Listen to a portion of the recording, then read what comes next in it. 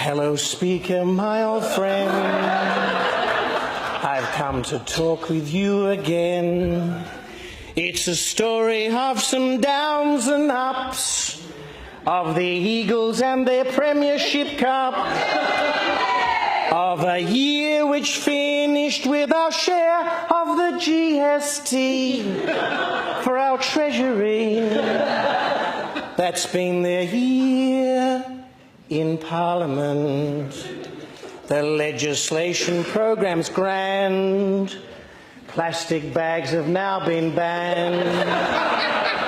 We've now got sewerage bollards out the front, looking like an opposition stunt. Members keep giving speeches that no one understands. Some good, some bland. That's been their year in Parliament. And in this parliamentary hall are a dozen members, maybe more. Members talking without speaking. Members hearing without listening. Members giving speeches that no one ever hears. And no one cares. That's what it's like in Parliament. So, Mr.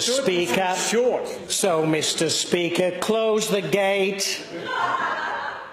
Do it now, lest it's too late.